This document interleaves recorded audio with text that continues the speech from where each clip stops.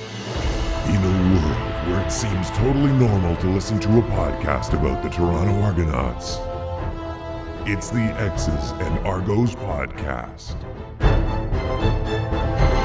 Welcome to the X's and Argos post-game reaction podcast brought to you by Funny Bone Broth. My name is Ben Grant, joined as always by JB as the Toronto Argonauts win 23-20 over the British Columbia Lions. JB, you predicted a 3-point Toronto victory. I predicted a Toronto blowout. How is it that it felt like it could have gone either way, but ultimately ended up in a 3-point win for the Argos? It definitely did. The first quarter was as good as the Argos have played. I thought the Argos could have blown that game wide open in the first quarter, and then it just didn't break that way. Then BC kind of got on a roll. It was a very back and forth game after that.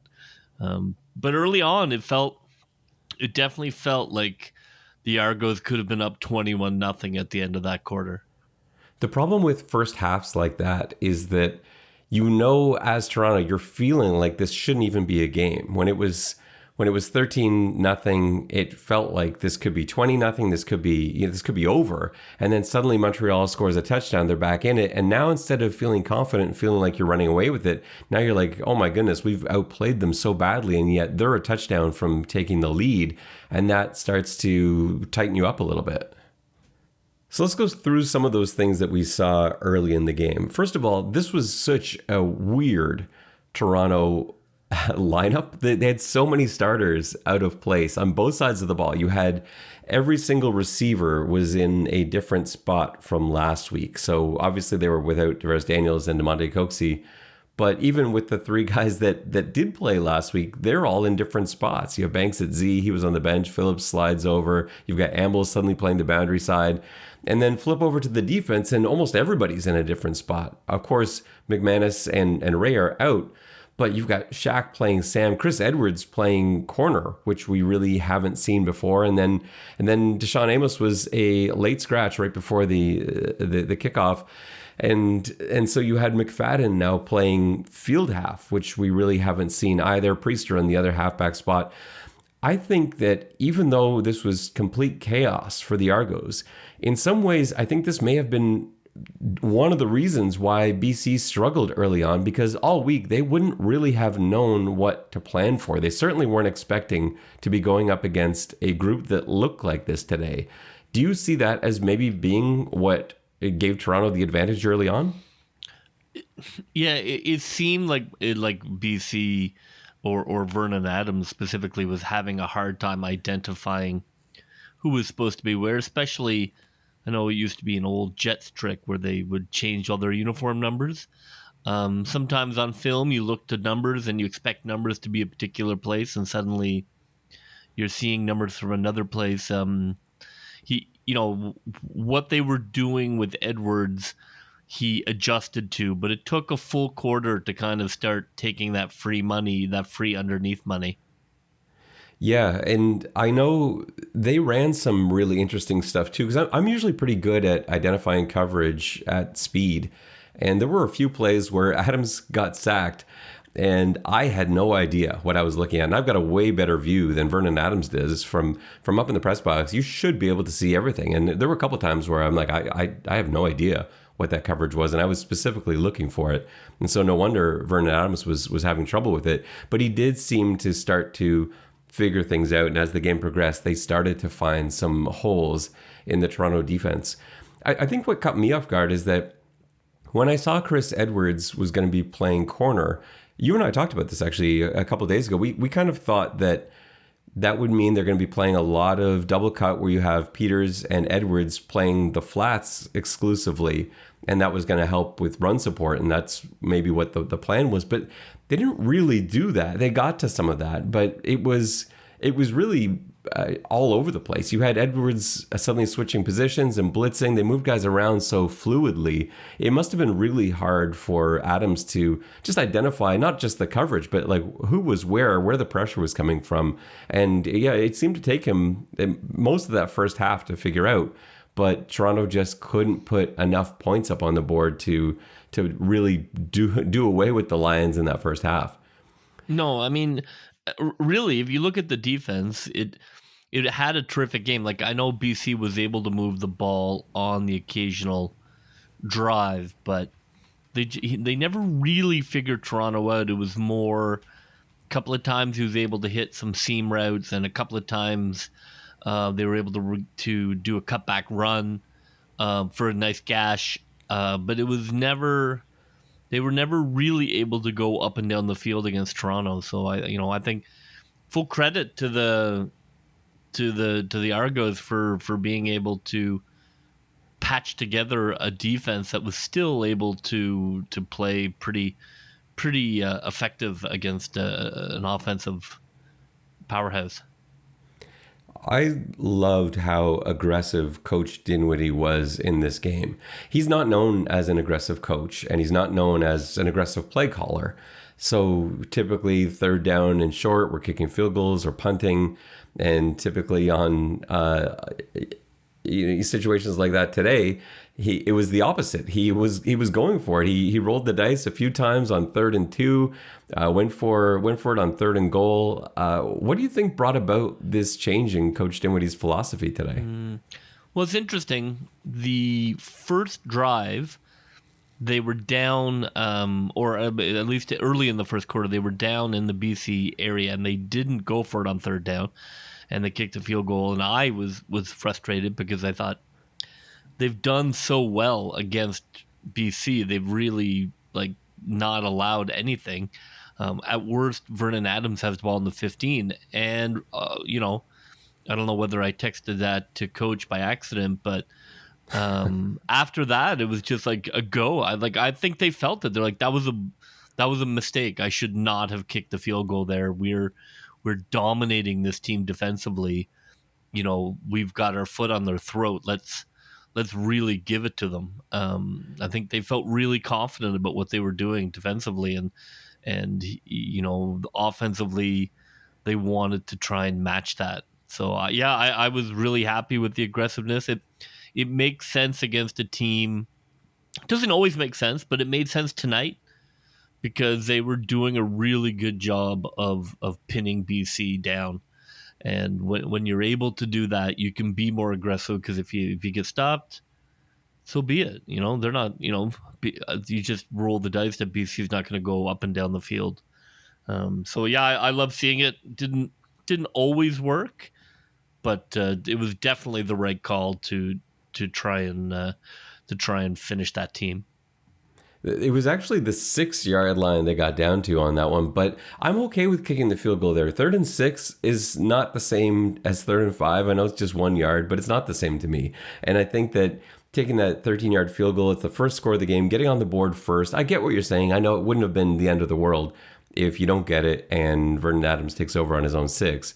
Sure, I get that, but I just think getting the first points on the board, knowing that your defense is off to such a good start, and those first few plays were awesome. They were epic for the Toronto defense. So maybe you couldn't go wrong either way, but yeah, certainly after that was when he got really aggressive. And he said to me after the game, because I was asking about this, because I mentioned that this isn't what we're used to seeing. And he said it was a plan coming into the game and even affected his play calling. I asked him specifically the question, when it's 2nd and 5 and you're in BC's end, were you calling as though you've got 2 more plays? Or were you calling the same way that you call typical games? And he's like, no, I'm thinking, and I'm calling plays and planning for situations where I've got 2 more plays, where I know I'm going to go for it on 3rd down once we're past a certain point. So that's different. Coaches in general are way too conservative. This is certainly something I've been raging about for years and years. Early on the podcast is, I don't need to be, kind of fundamentalist about it, and you have to, always go for it like some sort of A11 team. But coaches are way too conservative on 3rd down and should go for it way more often. And touchdowns, not field goals, should be the mantra. And I'd like to see more of it baked into the team, because I think every team we've played plays out of the same playbook. Every coach you could just set your watch by. Here comes the punt, here comes the field goal. So to push that envelope, I think, is a a smart play. I'd love to see the Argos keep it going forward. I've been begging for it for 4 years. I mean, since we started the podcast, I've been begging for a progressive coaching philosophy. So maybe today is the beginning of a new era. I would welcome that. Certainly. I know you would, as you're saying. And, as that first quarter came to an end, I felt like my one thing for this week was going to come true. I asked for a first quarter touchdown to set the tone. And didn't they get down to the 1 yard line at the last play of the first quarter, and on the first play of the second quarter they score? So it wasn't quite there, but I think it was sort of there in spirit. Well, it you was just had one, play then late. Ambles dropped the damn thing. Yeah, well, actually, I thought that was a really nice play and coverage. The BC corners and halfbacks, actually, all the DBs in general today, I thought played really well in that first half. They were all over the place. That was man coverage there, and I thought I can't remember. It was the Sam Backer who was in on that play, and he just kind of got his hand in there. That was a tough one, but yeah, the point is they did enough to get 10 points in the first quarter. It just happened to come first play of the second quarter, and then your one thing came through because you were looking for a perfect day from Boris Beatty. He delivered. He did, and and in a game where the game was lost on a field goal bonk, Beatty was dialed in. Big conversion after that touchdown to force BC to try and go for the field goal for the tie instead of the win, and he looked great. He looked like the Boris Beatty that we've come to rely on. So that was really great to see.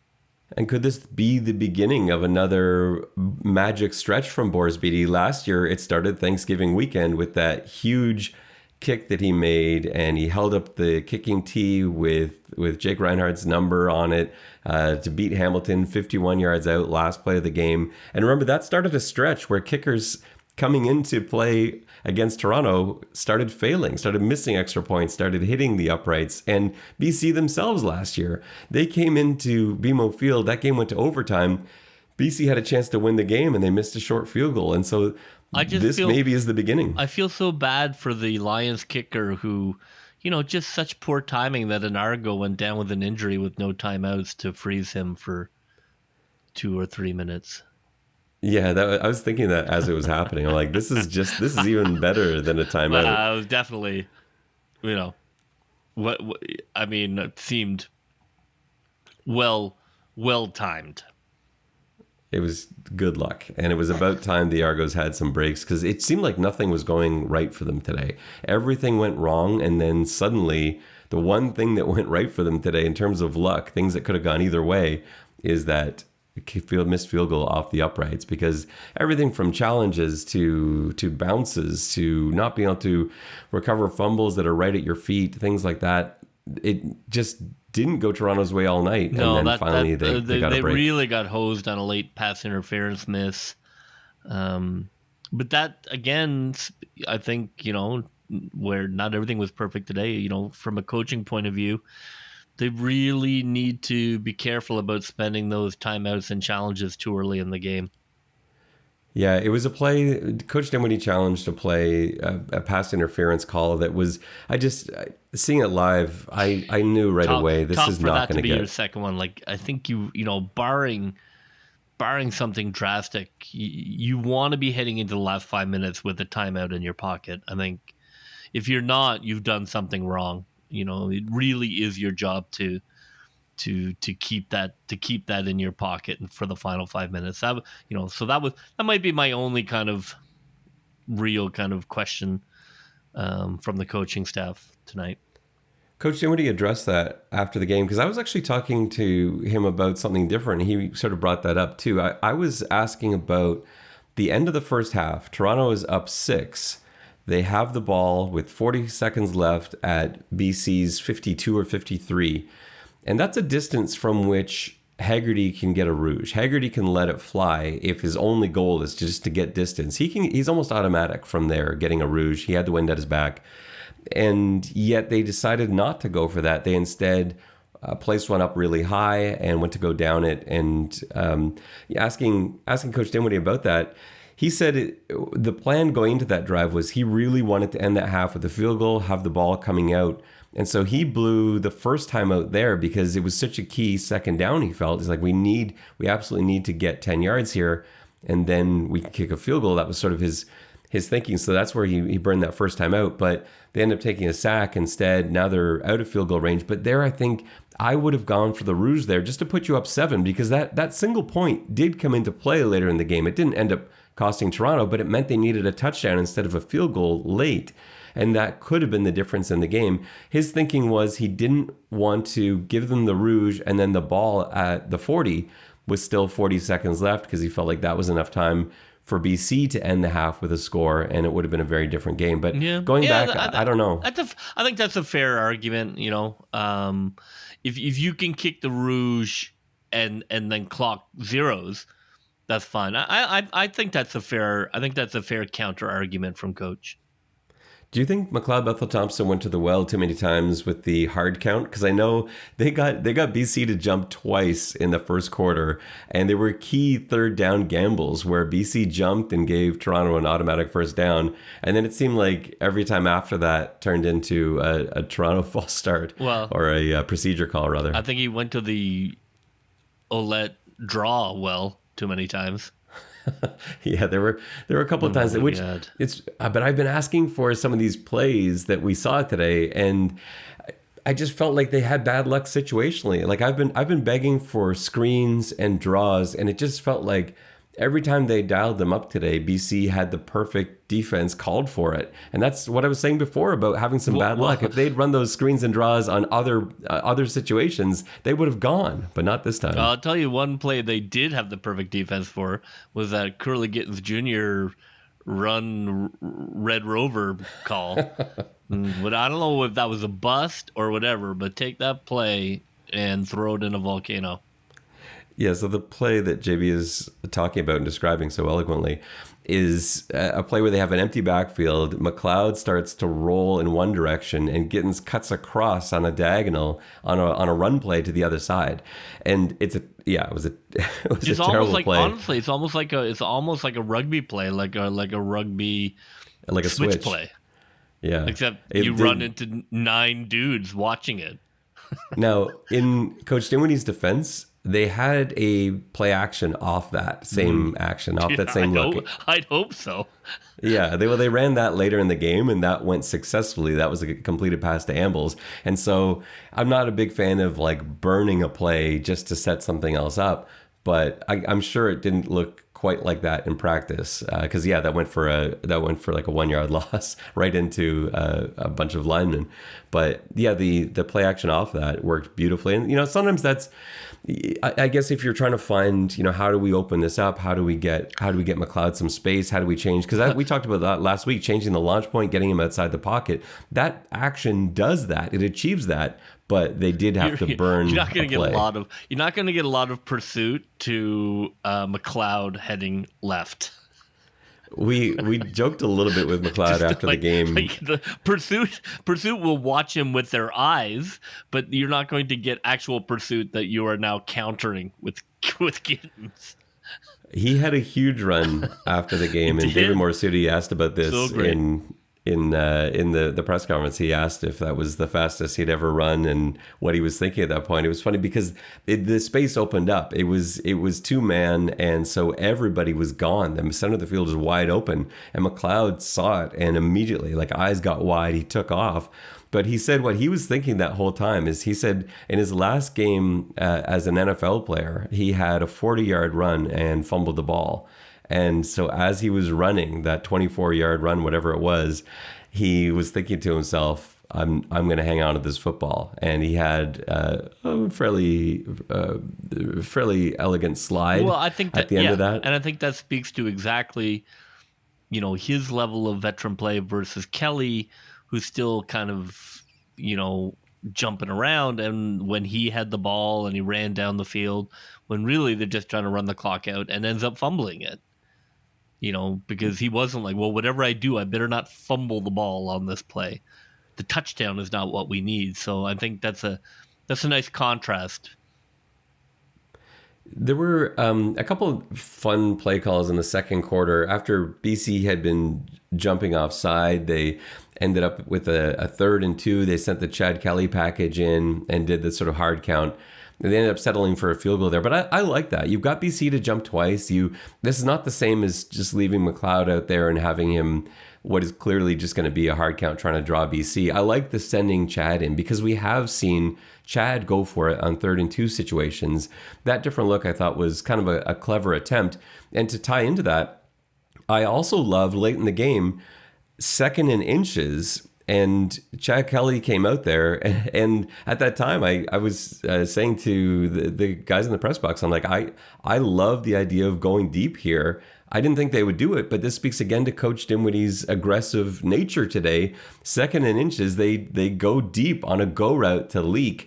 And Chad Kelly throws a really nice back shoulder, but Leak lost his footing in the grass and couldn't come down with the ball. We haven't talked about that. I have a few questions about that play. Go for coordinator. It. That's a great play. No, I don't think it is. I don't. If I'm looking for that play there, I think a back shoulder to the running back is not what I want. And especially you're throwing across the whole damn field. Like, that is not a high percentage play. I love, look, if he releases and nobody goes with him, you catch him sleeping, great. I thought as soon as somebody went with him, he should cut that in. He should cut that route off and cut it in, and it should just be a straightforward throw. I thought the throw was way too difficult to play. You're going to catch what? You're going to catch a back shoulder across the field from a It's a professional athlete. He's a good receiver. He's a professional athlete. No. It's a wide open back shoulder throw. If he doesn't lose his feet. The timing you need, how many times has he thrown the Leak? The timing you need to hit back shoulders, I don't know. That to me that's a low percentage. That's a low percentage play. I want to see, you run 8 yards and an in, and I'll just throw straight down the middle of the field. There's nobody out there. But the 8 yards and an in isn't going to be open. The reason that's open is because the DB had to turn his back. There was nobody there. Everybody was at the line. It was just the two of them running down the field together. Well, he wasn't looking for a go route, and then suddenly he had to turn his back and take off, and that's why you go back shoulder. The DB didn't even know the ball was coming. Oh, it's like easy ups. That's pregame warm up kind of stuff, and I think Leak makes that catch 7 out of 10 times. No, I disagree. I think back shoulder throws take reps and time. We can't even McLeod can't even get back shoulders down with his receivers who he doesn't play with all the time. I just think it. Anyways, I was not in love with that play. I would have had a play. I would have just gone for it. I would not have run. Once the guy went with him, that to me that play is over. He's a running back. You're throwing across. You're throwing to the wide side of the field. He's not like a 1970s fullback. He's a receiving back. No. He's got great hands out of the backfield. Offensive coordinator talk. Ugh. This is, and because you may as well take that shot because it was 2nd and inches. You're going to convert on 3rd down. They converted it easily, and I applaud that. Yeah, I just thought it was not well designed. And if you're looking for ways to back up the defense and have them think twice about short yardage plays, this is a way to do it. You only need to do this once, and now suddenly the defense is, well, hang on a second, maybe we shouldn't just take it for granted that they're going to be sneaking up the middle. And I love how that's developed this season because you don't really know what's going to happen on 2nd and short, 3rd and short now because they've shown Chad coming around the outside. They've shown him sneaking right up the middle like he did today for the touchdown. They've now shown him passing the ball deep for that matter. So I like that. I like that you can't just sit on a sneak. No, I don't mind that. I don't mind that part, but I did not like that play. But that's okay. We can moving on. So 13-0 mid-second quarter. That was a weird drive that BC put together. They broke a 24-yard run, and then they had that 33-yard touchdown pass. I have no idea still to this moment how that pass got to Hollins in the end zone. You had Peters and Mechie right there. It seemed to go through all 4 of their hands, and somehow Hollins was holding on to it at the end in the back corner of the end zone, falling down. I just felt like that was such an improbable result for a 33-yard throw. Oh, terrible. Although you do often see that when you have 2 defensive players at the same time, at the same place, it kind of screws them up. They sort of don't know, am I catching it? Are you catching it? Am I deflecting it? So you actually see that fairly commonly when 2 guys get there at the same time. So, but it was, yeah, it had me worried about is this going to be one of these games? Yeah, it did feel at that moment, because it was what I was talking about before, because now it's 13-7, you're a touchdown away from surrendering the lead. And at that point they had seriously outplayed the BC Lions, and it just felt like you had somehow let them hang around. And we've seen that before where, well, again, I keep bringing up the East Final last year, but that's going to haunt a lot of Argos fans for a long time. And I think that was probably sticking with them a little bit. Let's talk a little bit about special teams, because I thought there was some real excitement on special teams today. Some good, some bad, but some good that we haven't really seen a lot of. I thought Javon Leake's returns, except for one, were all pretty exciting today. He had a 31-yard kickoff return. There was some explosiveness on punt returns. You've been looking for this all year. Did Leake show the kind of flash you were hoping for? Yeah, I liked Leake before too. I thought for sure like Leake was the best returner we've had all year. Thought he was the only one that really showed any kind of waggle or ability to get some yards. I thought Leake played terrific tonight. He was a threat a couple of times, more than we've ever seen in 2 years, where I think BC was legitimately concerned about him breaking one, and it gave them some nice midfield starts. It's great. I mean, if he can do that every week, that's fantastic. He had two that I thought he might have been able to break. There was one up the sideline where he just didn't quite have the angle to keep himself in bounds. No, if he had just sort of jumped, if he had jumped in over that guy diving at him, maybe. Yeah, and then there was another one where he jumped over a different guy going to the outside. There was again, it was excitement. Yeah, he looked. Yeah, I mean, I was happy with that. I mean, we don't need more than that. But then there was also a little bit of a catastrophe near the end of the game when he tried to field a punt at the 2-yard line. Yeah. He kept the ball in bounds, but he went out of bounds. And so when he came back in and was the first to touch the ball, that's a penalty for illegal participation.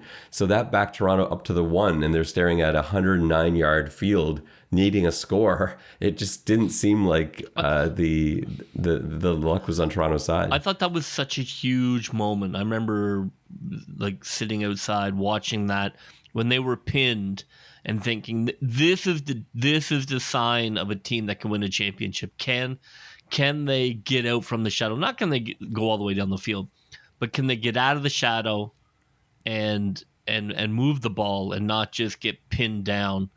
And they did, and I was really impressed. I thought that was a great moment for the Toronto offense to not just get buried when they were deep in their own end zone. Yeah, that was a real positive, I thought, for me, even though it didn't result in points. It was big to be able to get, that's what championship teams have to be able to do. They have to be able to dig out of holes. And that was on a screenplay that, had they not connected on that, had that not become a first down, I think they got 11 yards on that. It was 2nd and 10 from the 1. They end up with an 11-yard gain. If they don't get that, they're taking a safety there, because at that point, BC was up by 1. You take the safety to put them up by 3, and who knows how that potentially changes the game. But yeah, they were able to, like you said, they didn't score on the drive, but they gave the Lions a long field to work with instead of either getting it at midfield or instead of surrendering the safety, which could have been the end of things. I thought the nicest pass of the night came in the third quarter. There was a gorgeous ball that McLeod Bethel-Thompson threw to Cam Phillips. He was rolling to his left, which is always tough. Phillips ran a deep corner route, and Bethel-Thompson hit him in stride in such a way that allowed him to sort of catch and turn all at once and just go streaking up the sideline for a 55-yard gain. That to me was the throw of the night. I know that resulted in a field goal for Toronto. That was the play that put them up. That was the field goal that put them up 16-7. But that pass, we've seen that pass missed a few times from McLeod Bethel-Thompson. It's a tough throw, but he made some real throws tonight. You look at his stat line, and he ends up with 67% completions, 352 yards in the air, 1 touchdown, no interceptions. That's a great night from what kind of seemed like a quiet performance somehow from MBT. Yeah, the numbers are a bit surprising, but he hit a couple of really long passes. It was not his best night, but he didn't, and the fumble was not great. But he never gave up, and look, he hit the money throw to win the game, and that's why you pay your quarterback. Yeah, absolutely. Those again, he had a couple of throws too that nobody else even tries. Like there was one throw I didn't know what he was thinking on this, and it turned into a 17-yard gain. Banks was to the field side wide, like right up against the sideline. Bethel Thompson was on the far hash mark, and he threw it to Banks on a 17-yard comeback, which you never ever even attempt to throw that ball, because it ends up being it's like a 35-yard pass because of how far wide you've got to throw that. Actually, I think it's more than that. It's got to be close to a 40, 42-yard pass. And on a comeback, you're terrified about a pick six. So no one ever tries that. And I think you see Bethel Thompson make some of these throws. He and Curly Gittins Jr. made a living last year with that exact same kind of thing. I think DBs just don't think the ball's coming. And I think the DB got surprised there because the coverage was actually pretty tight. And then suddenly Banks had the football in his hands, and there's the DB getting a flag for PI because he's panicking late. Wait, the ball's coming? He's throwing a 17-yard comeback from the far hash mark. But you do get, it's not all good with McLeod Bethel Thompson. There are certainly moments where you want to pull your hair out. But plays like that are pretty special. The going the opposite direction corner route was pretty special. And of course, that touchdown pass at the end of the game was pretty special too. And that's what you get from a veteran quarterback like McLeod Bethel Thompson. And it's not all going to be perfect. But yeah, there were moments tonight, and he really did win the game for them in a lot of ways. Let's talk about the fourth quarter, where it looked like everything was heading in the wrong direction. You had BC leading, and then the play you alluded to earlier, Bethel Thompson's rolling to his right. He gets sacked by Ben Hladik, fumbles the football. It gets returned all the way down to the Toronto 32. Asking McLeod about that play after the game, he said he was pretty hard on himself with that, as he should be for that. He was trying to make a play, and that's a situation where I think he was probably thinking about earlier in the game where he took a sack to take them out of field goal range. And I think there he's thinking, I've got to get rid of this ball. I've got to make sure I don't lose yardage on this play. And so he tries to pull the ball up to make something happen. Hladik's able to knock it out of his hands. And that could have been the game. That was the biggest swing we saw in the entire game, where they're deep in BC territory, almost in guaranteed field goal range to take the lead. And instead, BC now has the ball in field goal range at the Toronto 32. So, and one play after that, it was a touchdown. Hatcher ends up wide open. One of the few busts that we saw from the Toronto defense tonight. Hatcher's wide open. He somehow plowed into the end zone, surrounded by like 10 guys at the end of that. And yeah, it looked like everything was falling apart at that stage for sure. Yeah, they sent a lot of people on that blitz. That was like one of those Madden I picked kick return and you didn't notice blitzes, because you've got to. I think you've got to check the run there. They brought like 11 people on that blitz. And they ran a lot of different stuff tonight. Again, I love talking coverage. I find analyzing coverages really interesting. McLeod, while, like I said before, he wasn't perfect, but 67% completions is a good night. Obviously, 352 is a good night. Having a clean sheet in terms of interceptions is good. A touchdown's good. I loved how it wasn't one specific defense that he was able to see success against. And like I said before, BC ran so much different stuff. And talking to him about the coverages after the game, he expected them to rotate through it, and we did see everything. The only thing he was really surprised by was he thought in their man situations was going to be a lot more press man. Instead, they were playing off man, and that was a little bit surprising to him. But yeah, just to be able to assess right away, to read what he's got, to see, okay, I've got this, I've got this, I've got this. And coverages like cover two man has been death for the Argos this year. BC ran that a bunch today, and McLeod hit it again and again. He had a huge completion to Ambles in that against that coverage, and Ambles had a big night. That's another guy we got to talk about. We'll get to him in a second. But I want to transition into that touchdown pass, and again, why that's the best of McLeod Bethel Thompson. They need a drive. There's a few minutes remaining in the game. They're down by 4. They've got to get a touchdown and put in that situation, backs against the wall. They go 70 yards in 3 plays, ending with that 37-yard touchdown pass to Tommy Neal. And the brilliance of that is it wasn't the play that was called. So they get to the line quickly. McLeod Bethel Thompson sees that I don't think he knew exactly what coverage it was at that point, but he knows they've got middle of the field open. And so he checks to a play that has Tommy Neal running a post. And that's not supposed to be Tommy Neal. That's supposed to be Cam Phillips. Cam Phillips had to come out of the game a few plays earlier.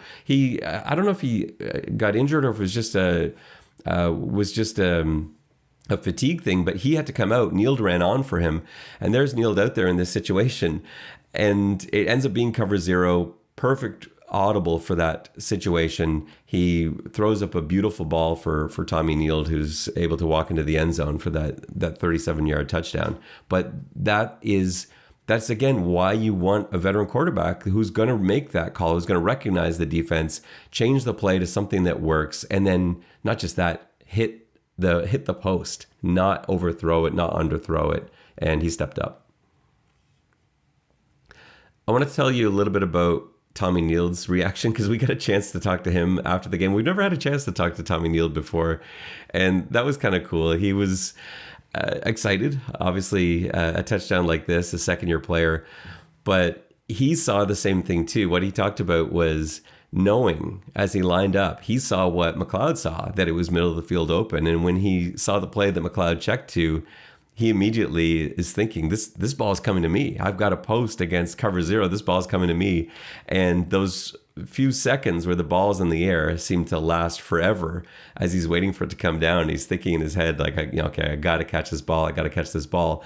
The question I didn't ask him was, and I'll tell you why in a second, but I didn't ask him what I was thinking when the ball was in the air. Is, were you worried that you were going to run into the upright? Because he came within about a yard of running into the upright when he got that touchdown pass. And the reason I didn't ask him about this is because I don't want to give him the yips about that before. That's the last thing you want to think about. As a receiver in the CFL, it's just one of those things you've got to pretend isn't a threat to your life every time you run a post route deep in opposing territory, because it's terrifying. There is a giant metal post that is built into the ground, standing there waiting for you on your post route. And I didn't want to ask him about that because I didn't want him thinking about that next time he's in that situation. But you must have been thinking that too as you saw that ball in the air. Yeah, I mean, my first concern was McLeod was going to overthrow him, because sometimes quarterbacks overthrow really wide open guys. Then I was concerned he was not going to catch the ball. And then, yeah, for sure, I was definitely concerned that he was about to knock himself out running into the uprights. There were a number of things I thought that could go wrong there. It was definitely a breath holding. And that puts the Argos up 23-20. BC gets a pretty good return and is able to get into field goal range. But like you said before, the kicker ends up getting frozen due to an unfortunate injury and hits the field goal attempt off the upright that would have tied the game. And that was a little frustrating too. I mean, the Argos need to clean that up. Because there were 2 kickoffs, right? The first kickoff they covered really well, but they were offside, and you just can't. And they had to kick again, and you always risk a touchdown when your return team has to kick, has to return twice in a row, your cover team. You can't have that. You can't. I mean, that's junior high stuff. You can't be offside on a kickoff. Yeah, and like you're saying, just to clarify what you're saying, the reason that's so dangerous is because your cover guys, those teams aren't just going through the motions. They are giving you 100% on kickoff coverage. You are going full out, and you run down the field. You cover about 100 yards in that, between widening out and coming back to it. And now suddenly you've got to line up and do that again. You just ran a 100-yard sprint. It's not the same for the return team. They weren't running all the way down the field. And so now you've got not exhausted, but they just spent their turbo running down the field the first time. And you often see big punt returns, big kick returns when you're forced to kick it a second time. So yeah, that could have been a huge mistake. But it doesn't end up going to overtime like it did last year. This one ends with Toronto being able to, really play play properly at the end. I thought they might have to give the ball back to BC, but they ended up getting a few first downs, and then things kind of got a little out of hand with some penalties. But yeah, Toronto was able to take some knees at the end of the game. I did have to do a little bit of counting in my head to make sure they had enough time left to take knees, especially when they started declining penalties. Well, I think it felt like maybe McLeod confirmed that hey, what are we doing here? We are not accepting this penalty. Yeah, it made either way was fine. The math worked out, but it did make me think about it for a second. If you accept the penalty, it's fine. It's first down. It means you're going to need one extra play, but it's still, you've got 3 now to do it in. So it was all fine with me either way. But yeah, it made for an exciting fourth quarter and an exciting game overall. Not the way I thought it would play out, but probably kind of the way you thought it would play out. And that's a huge win for the Argos, who are able to hang on to first place in the East, because this puts them now at 9 wins. Montreal, who still has to play, has 7, but a loss there. And now suddenly Montreal is trying to beat Ottawa to tie up the division lead. And for the first time in seems like months, Toronto would no longer be alone in first place, even though they still currently hold the tiebreaker. We know where this journey ends. Yeah, we looked at it. It is kind of a weird dynamic where no matter what happens in any of these games, I think it's all going to come down to that final Toronto-Montreal game. Even if Toronto goes ahead and beats Edmonton, I think it's still going to come down to the final game of the season, which is what you want. I think you want to play tough football right till the end of the year. So it's exciting, but it's nice to be in the driver's seat as opposed to catching up. The only way it doesn't come down to the last 2 games of the season in that back-to-back with Montreal is if Montreal loses these back-to-back games to Ottawa. They would have to lose both, and Toronto would have to beat Edmonton next week. And in that case, that would wrap up the division for Toronto. But barring that, and that's just not going to happen. No, I know we both picked Ottawa in a kind of a dream fingers scenario. Crossed sort of way. I think Montreal probably just puts the boost to Ottawa 2 games in a row. There are a couple of players that kind of jump off the stat sheet. Again, some good, some bad. But we talked about Bethel Thompson's numbers. Those numbers are great.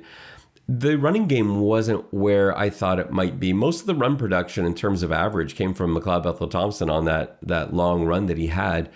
AJ Ouellette, 12 carries, 44 yards.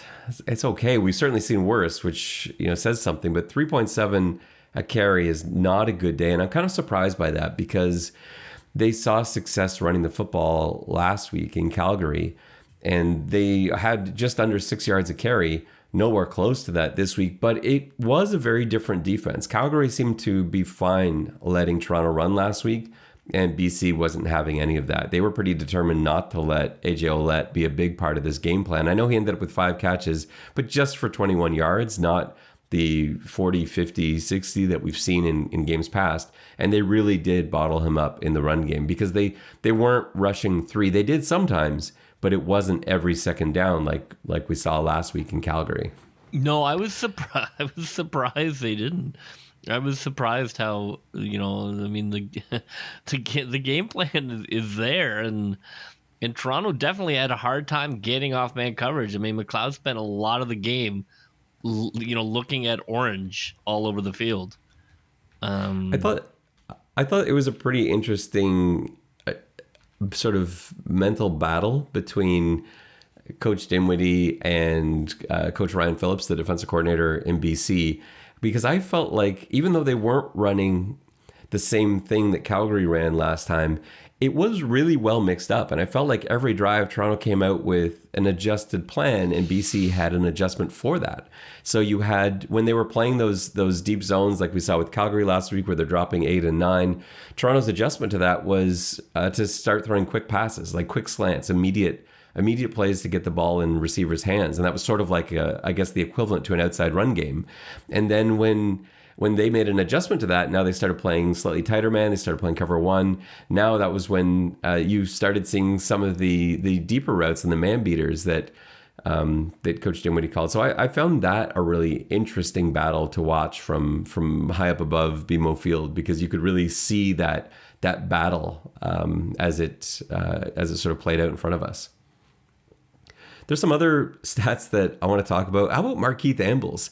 For a guy that didn't have a touchdown and, didn't really stand out in any particular, like there weren't any sort of highlight reel plays from him today. And yet 8 catches, 121 yards. That's a huge game. And he's playing a different spot. He was playing the W spot, the slot receiver to the boundary side, where he played a lot before. Like that's what he did in Calgary last year, but he hasn't really played that spot much for Toronto. That's a massive day for him in a new position. I think also the fact that that's someone McLeod really trusts. Like you notice where the receivers' numbers come from today. It's Curly Gittins Jr. and it's Marquis Ambles. Everyone else is sort of a smattering of catches and a few yards here and there. Curly Gittins Jr., 6 catches for 84. Marquis Ambles, 8 catches for 121. And those are the constants. And even though those guys are in different spots, they've moved around a lot. McLeod's got such a good rapport with them because all 5 of his receivers are in different spots today. And, he just hasn't had a lot of time throwing to Tommy Neal, to Jeremiah Hadel. That's not what he's done all season. So I guess it's not a surprise to see Ambles with those kind of numbers, but we're used to seeing him on those little short routes, those sort of quick screens and quick outs. And instead he was downfield quite a lot today because that's what the W does in Coach Dinwiddie's offense. But good for him to being able to adjust to that, and good for McLeod for having faith in Ambles to find some open space. Let's get into our players of the game, JB. Let's start with you, and we'll start with offense because it's more important. Mm-hmm. What is who is your offensive player of the game for this one? Well, it was not easy because the offense was not present for a lot of the game.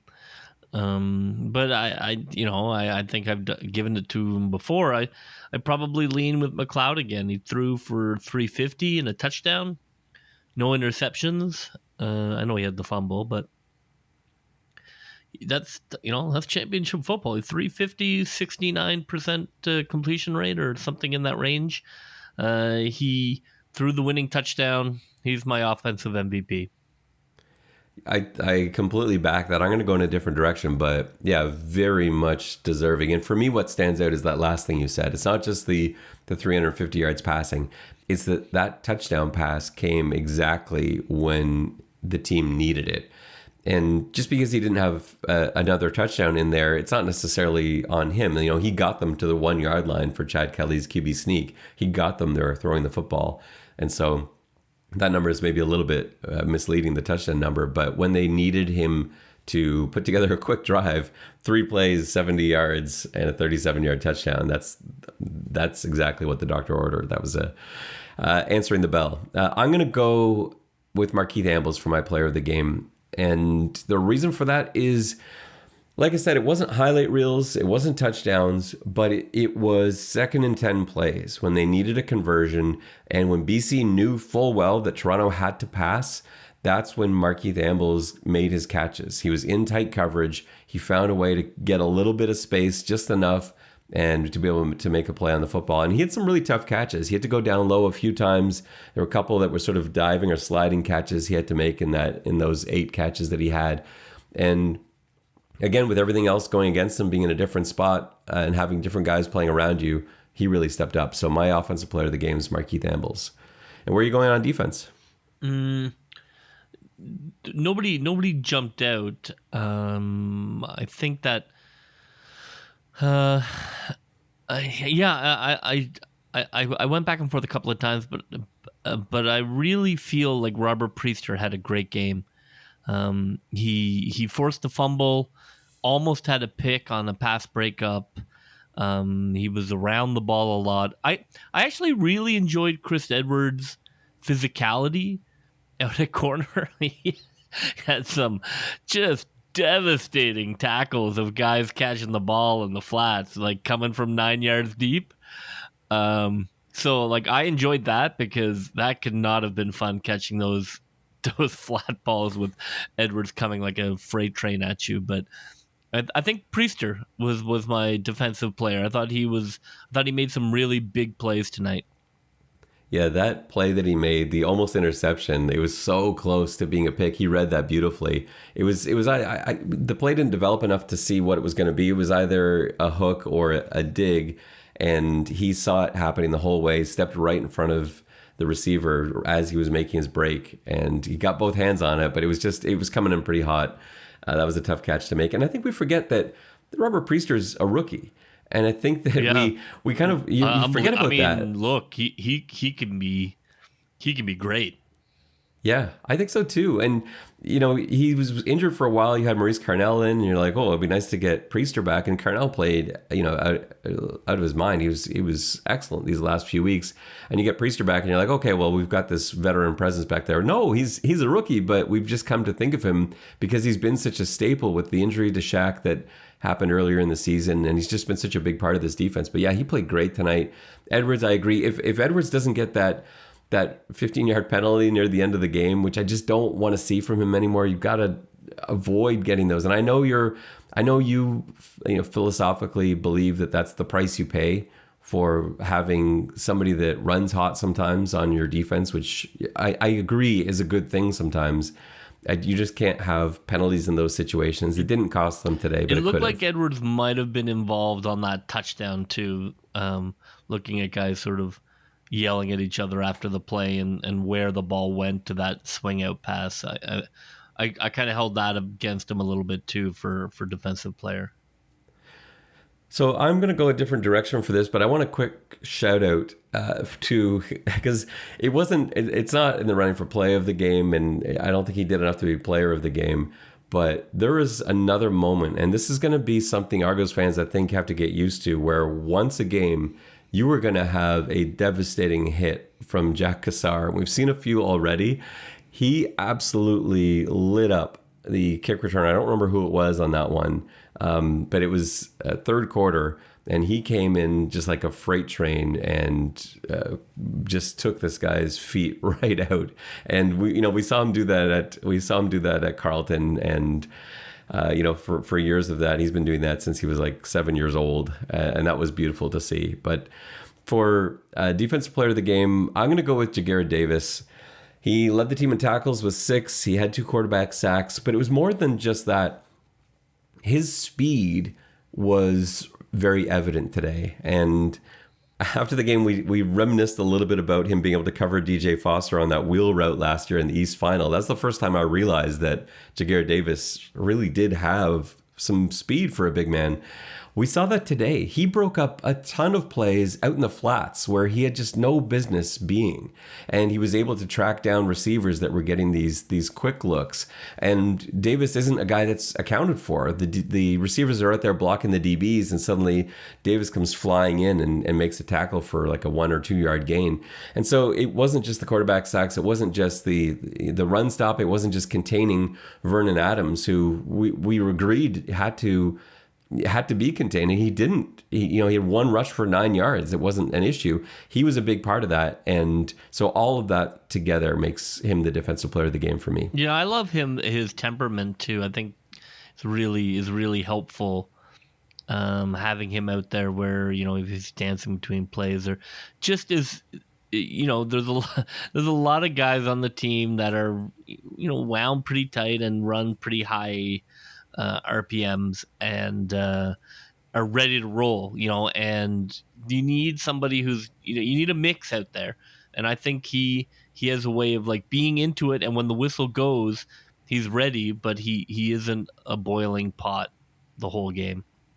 Yeah, he's super chill, and he was the last person we spoke to in the press conference, and so afterwards he just wanted to stay there so he could see the end of the J game. We're all just sort of standing there watching the monitors, and he's just like right into that suddenly. He's just such a positive guy, and you're right. You need players like that on the team. It can't all be Chris Edwards. You need a couple of those guys too, but you need this sort of balance, and he brings that. He's just super chill, really positive, and a great guy to have in that locker room. Where are you going for play of the game, JB? My play of the game, I actually took a note when it happened, play of the game, ? And it turned out to be the play of the game, in my opinion. It was Haggerty tracking down the punt returner who was about to take it for a score and ice the game to resounding boos from the crowd. And Haggerty came across the field and wiped that guy out and preserved the game. I thought it was the play of the game. It was a beautiful play, and it's not the first time we have thanked our stars that the Toronto Argonauts punter is a former rugby player, because he's made a few tackles this season and a few touchdown saving tackles. Because sometimes you have punters and they make tackles, but then they also like break their collarbone doing it, or sprain their fingers, and you can see he's able to deliver that tackle and not wreck himself. Well, he's 6'5", 225 also, which helps. But yeah, he's got the right angle too. That's more the thing for me. You never see punters take the right angle on a guy like that. No, he's always perfect. It was it was massive. I mean, I think game's over. They scored a touchdown there. I just think it was huge. My play of the game is way more obvious than yours. It's the touchdown to put them ahead. I just thought the way that it was the efficiency, it was everything about it. It was recognizing the defense. It was changing the play. It was trusting a guy that hasn't been really in there all season. He kind of had one other game where he made a couple big plays in Hamilton before he got injured running into the advertising signs. And that's the guy that he trusted. And he said, you know what, the kid's going to go make a play. This is the right call for the right situation. Put his faith in him. Game's on the line. Throws a perfect ball. That, I know it's sort of chalk. It's not exciting. It's not as interesting as your play of the game, but to me, that is the play of the game. It's the winning touchdown pass, and we've certainly seen that one go in a different direction in games past. Well, that will just about do it for us on this post-game reaction episode of the X's and Argos podcast. Argos win 23-20. They stay in first place for now. We'll see what happens over the next couple of weeks, but they're in a really nice spot with 3 games to go. For JB, this is Ben Grant saying so long, and may all your pre-snap reads be good ones. I'll see ya.